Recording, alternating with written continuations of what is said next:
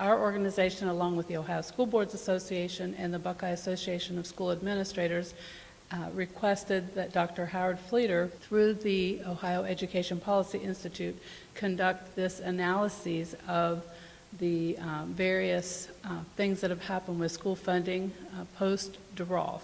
And you all are familiar, I think, with the Supreme Court decision back in 1997 that declared Ohio's school funding system unconstitutional.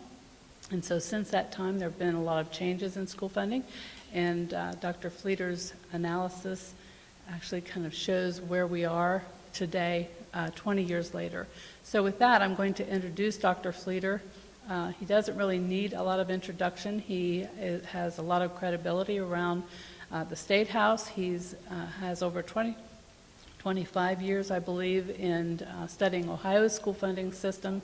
He's considered an expert on both sides of the aisle here in Columbus. So with that, with no further introduction, I'm going to turn the podium over to Dr. Fleeter. First decision in the DeRolph case was March 24th, 1997.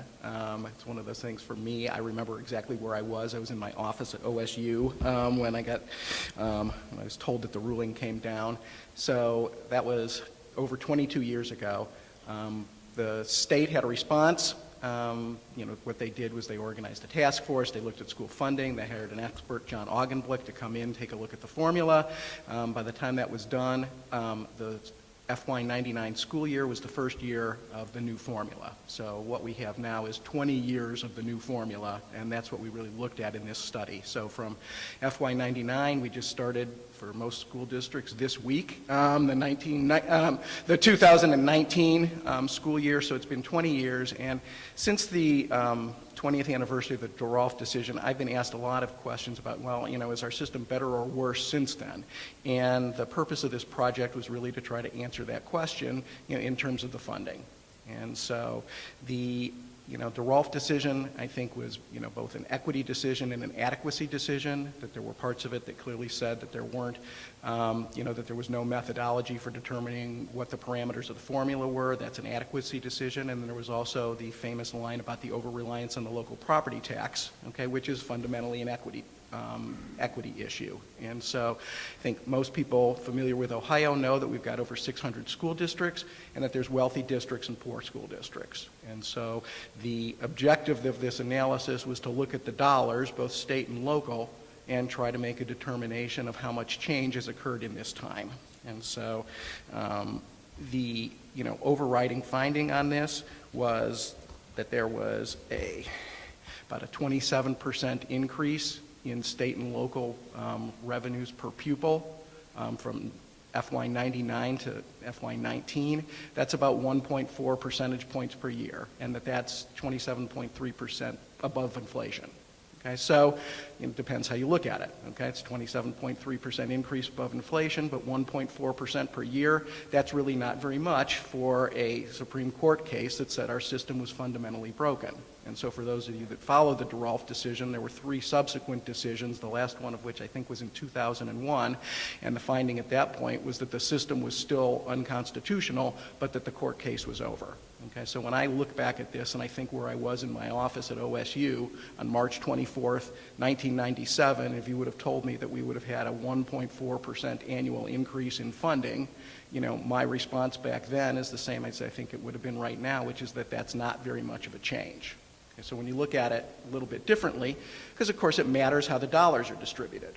Okay, and the next finding I think in this is that you can look at it 2 ways. One is that we divided the 610 school districts up into 5 categories based on wealth. Okay, the low wealth districts, there's 120 of those, and there's 120 high wealth districts, and then 3 quintiles in between. The percentage point change, so the lowest wealth districts had a 3.8 percentage point gain on the high wealth districts after 20 years. Okay, so again, if you're thinking about the point of the DeRolph decision was to try to close the gap between the low wealth places and the high wealth places in terms of their resources, 3.8% over 20 years isn't really much of a change at all. When you look at it in dollars per pupil, adjusting for inflation, $107 per pupil was the gain that the low wealth districts made on average versus the high wealth districts. Okay, that's a drop in the bucket, honestly, you know, with the billions of dollars that we have invested in education. So, you know, when you think about it, okay, so the pie is a little bit bigger. The way the pie is sliced now versus how it was sliced 20 years ago is largely the same. And so, you know, the next way that you can look at this is, you know, looking at, you know, the state and local revenues. And one of the, I think, really interesting findings of this report was that in 75% of the improvement in funding was made in the first 10 years after DeRolph, from 1999 to 2009, and only about 25% was made in the most recent 10 years. Okay, so 3/4 of the change was really made in the first 10 years. You know, I guess that makes sense when you think about it from the standpoint there was a lot of attention focused on the DeRolph decision. They tried to, you know, change the formula. They invested more money. And then, you know, so are we on like the, quote, maintenance plan now? Well, if the changes that they made were really more substantial, maybe some sort of maintenance plan would make sense, but when you're making modest changes, you know, in the first 10 years, and then you're really not making much change in the 10 years after that, it's really just, I don't think, sufficient to address the issues. And so when you look at the state revenues adjusted for inflation actually went down by 1.9% from 2009 to 2019. And so that was something, you know, I work on this almost every day, right, and that statistic really surprised me, right, that the state revenues didn't even keep pace with inflation for the last 10 years. So, you know, if there are people out there that think, okay, we've fixed this problem and we don't need to deal with it anymore, you really can't move. I mean, we haven't even kept pace with inflation at the state level. Okay, so, you know, when you go further, you know, I've got a set of, you know, and I realize I've produced a lot of information here, a lot of charts and a lot of tables. There's some background tables which I think provide some really important context for this. And, you know, the first thing is that the low wealth districts, okay, they're also lower income, and they also have a higher percentage of economically disadvantaged students. Okay, so, you know, the median income in the high wealth district is 70% higher than it is in the low wealth districts. Okay, and the percentage of economically disadvantaged students is much, much higher in the lower wealth districts. And so when you think about that, if what we're trying to do is, if the numbers here are showing how much have we closed the gap, the low wealth districts still spend less than the high wealth districts. The gap has been closed by a very small amount over a 20-year period of time, and really equalizing those expenditures wouldn't even be sufficient, I think, to meet what the DeRolph decision really said. And the reason for that is when you have so many more economically disadvantaged kids whose educational needs are higher, whose social and emotional needs are higher, these kids aren't coming to school as ready to learn as their better off peers are. Okay? You need to really be spending more if what you're supposed to do, if the point of the DeRolph decision wasn't just to equalize the money, it was actually to close achievement gaps and guarantee every single kid a quality education, which I think is what everybody interpreted that decision to mean.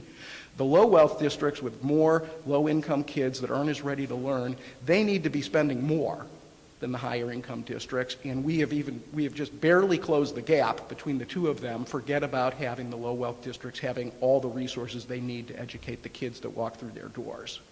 Okay, so the final piece of this puzzle is when you look at, well, the local tax effort. And so, again, one thing that really surprised me when I looked at the numbers is that the average residential tax rate in the low wealth districts was about 1.5 mils below the average residential tax rate in the high wealth districts. So it was about 37.5 in the low wealth districts, and it was about 39 in the high wealth districts. So what does that tell you? That tells you that the low wealth districts are trying almost as hard in terms of the millage rate that they're paying, okay, what they're asking their voters to pay, as the high wealth districts.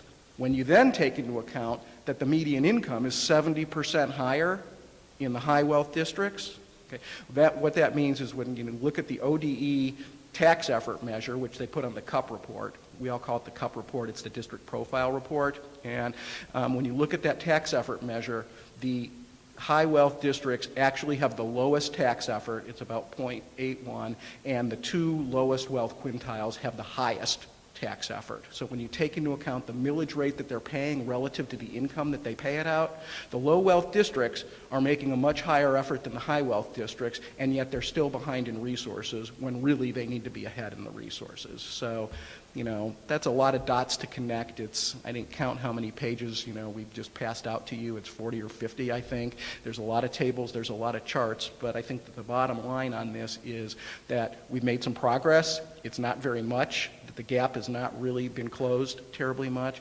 and that it's not just closing the gap, but it's, you know, these places that have more kids that are harder to educate, whose parents and homeowners are trying harder relative to their income and their ability to pay than they are in other places, they need more support from the state. So at this point, I'll just let you ask me questions, and we can go from there. Do you think that these problems will slow growth? It's hard to use the formula. I think it's a combination of two things. Okay, so one, when you think, so I'll just tell you very simply, like, you know, the state resources that we count here are two things. Okay, so it's the state aid formula, which is, you know, the large pot of money that's meant to equalize, right? And then the second thing is the tangible personal property tax replacement money. So that was back in 2005, as part of House Bill 66, we repealed the tangible personal property tax. That was $1.1 billion of local revenue. And school districts were held harmless on that through FY11, then starting in FY12, that's been phased down. So we're now at the point where $1.1 billion in replacement payments is now down to, I think, about 120 million or so. So, you know, close to there's been an almost 90% reduction in that. Almost $1 billion in the TPP money has been sucked away. So, you know, what you have, you know, you have the DeRolph decision in 1997 that says, look, these low wealth districts need more support from the state. And then, you know, 8 years later, you have a tax change, which there were good reasons at the global level for making that tax change, but essentially you took $1.1 billion that schools were collecting themselves and took it out of the system. And then, you know, you held them harmless for a period of time, but now that money is going away, right? So I think that, you know, there's, you know, that when you're going to take $1.1 billion out of the local coffers, and then you're going to slowly then wean the districts off that. And then at the time, the number of people that still remember this is dwindling, I think, every day. But at the time that House Bill 66 was passed, there was a pledge that 70% of the commercial activity tax was going to be used for was going to be earmarked for schools, okay, in an unspecified manner, but 70% of the commercial activity tax was supposed to go to schools.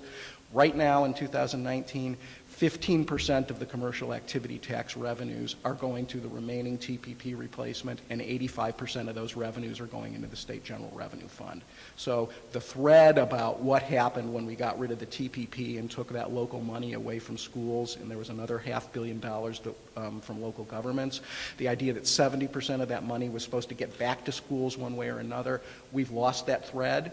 And so what that does is put even more pressure on the state aid formula. Okay, so, you know, you asked me a simple question that took me 3 minutes to answer. I understand that, but it's complicated, right? So there were a couple things going on at once, and that TPP change where you're taking money away, okay, you know, kind of digs you a hole, right? And then that puts more pressure on the state to make the formula even stronger. And so those are the two things that were going on.